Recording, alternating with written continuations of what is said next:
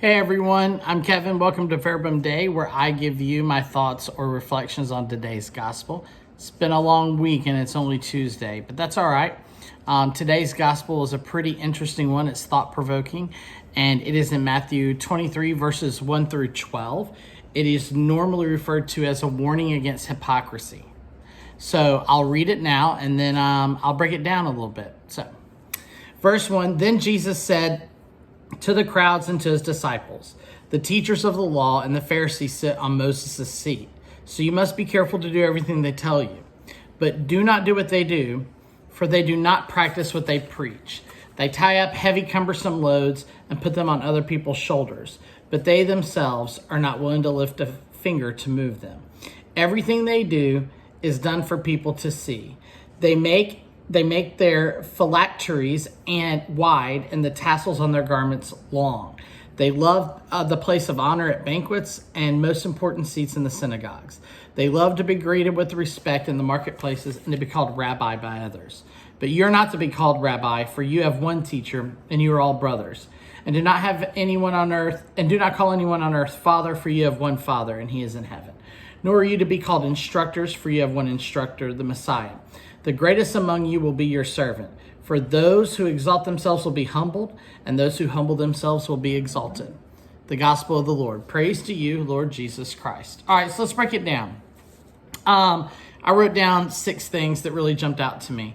So Jesus is teaching his disciples and warning them against hypocrisy. Why? Right? Because they're about to inherit an authority like the earth has never seen before, right?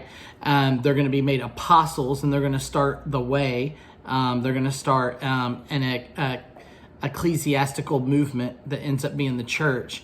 And so he's warning against this because Jesus knows, right? The first thing that stood out to me that points to this is Moses' seat, or the seat of Moses. And it's that speaks of authority, and it's a place that's in each synagogue. In the first century, a rabbi would go and sit in the presider's chair. There's like in Mass, actually, and would read the scrolls from the seat of Moses and speak in that authority, right? So that's the reason why he says, look, be really careful that you do what they tell you to do, okay? What they speak is correct because they're actually speaking about the law. And then the second thing that jumped out at me is Jesus basically says, do as they say, not as they do, right? And so this is the drama of the ages. We all know people like this.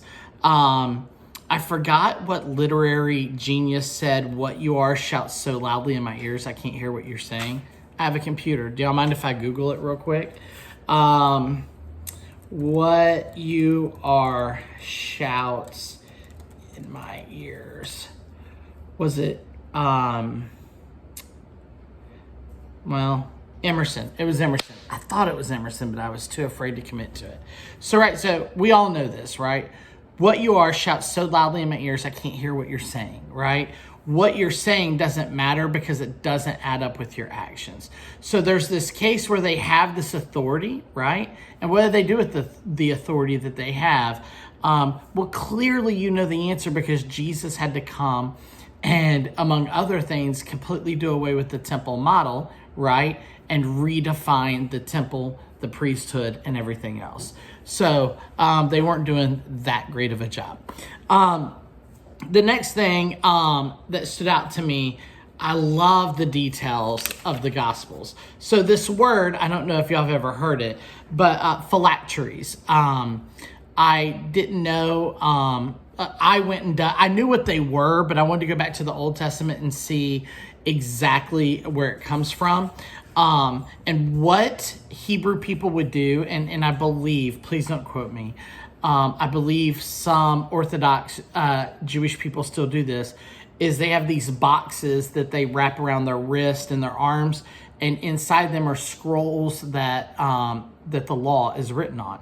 And it comes from lots of places in the New Testament, but here is Deuteronomy 6. This is called the Shema. And it's the most important Jewish prayer recited, I know every day, but maybe multiple times a day. You can Google it. And here it's Deuteronomy 6, and here's what it says. Starting in verse 4, Hear, O Israel, the Lord our God, the Lord is one. Love the Lord your God with all your heart and with all your soul and with all your strength. These commands I give you today are to be on your hearts.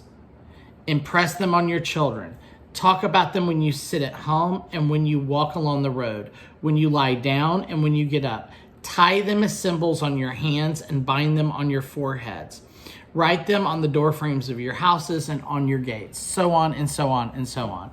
And so what Jesus is saying is, these people love for these to be really, really wide. And what's the symbolism there? Well, if this thing's really big that I'm lugging around on my arm or what have you is, there's a lot of law written in it, right? And so that means I'm like extra holy. Forget the irony that this is so close to you that it's physically on their bodies, but they weren't actually practicing it. Even with all that imagery and all the trouble of actually being literalist about what Moses said to them in Deuteronomy 6, they still completely missed it and still forgot what it said. I want to take this moment to touch on something. A lot of people have talked about the priesthood negatively because of the verse here. I believe it's in 9 where it says, call no man father because you have one father in heaven. It's like, see, y'all call priests fathers. And okay, time out. Remember my rule. Context, context, context. My context warriors that call this out, I don't see any of them sin and gouge their eyeball out or cut their hand off. What? Right? So context is everything. So look what he's saying here when Jesus mentions that. It's right on the tail of him saying they love to be greeted with respect in the marketplace and to be called rabbi by others. See, they love the adulation. They love the honor. They love to be important, right? But they're not doing anything with it. So it's on the tails of that he's like, but you don't be called rabbis. Y'all are brothers. Oh, and while we're at it, he goes with father and instructor, okay? But has all of my Christian brothers and sisters stopped calling their instructors instructors? Have all of them stopped calling their own dad father? I mean, so see, when you really look at it, out of context, it's easy to manipulate, just like anything else. But when you put it into context, it's like, what do we call our dads if we call no one father, right? So like I said, it's very easy to take something out of context and not follow it when you're sinning, but when you're pointing out something that you don't understand, okay? I don't know. It's easy to manipulate that. So steer clear of people who like to pull things out of context and manipulate them. Or better yet, love them, but don't do what they say or listen to what they say. Lastly, in closing, verse 12, that last verse, is really the entire point here. Let me read it again to make sure you got it. For those who exalt themselves will be humbled, and those who humble themselves will be exalted. And this is Jesus's mantra, or one of them. I mean, over and over and for how much you're forgiven, that's how you'll be forgiven. I mean, how much you forgive, that's how much you'll be forgiven. So on and so forth. Those who exalt themselves will be humbled. That's exactly what happened to these Pharisees, right? Because Jesus came in and he changed everything.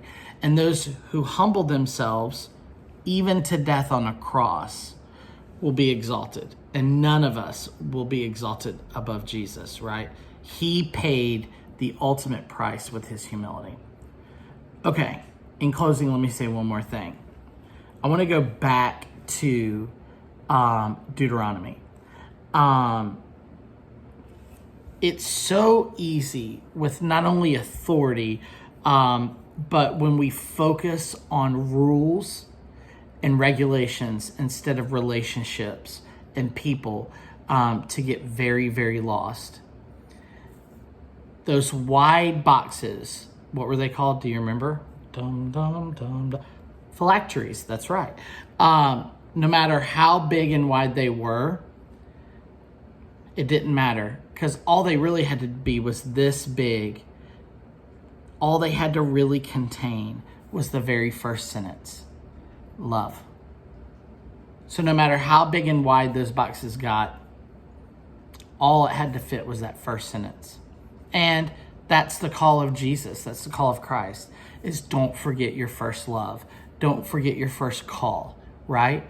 Don't forget whatever it was that stirred your heart to wonder about him and start to follow him to begin with, right?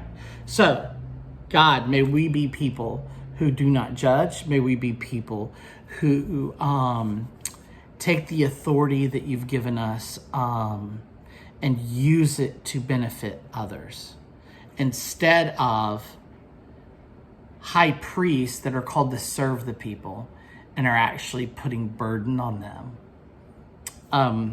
God, don't let that be us ever, ever, ever. May you go today, or this evening, it's a little late, right? Undoing burdens for your brothers and sisters. Grace and peace be with you.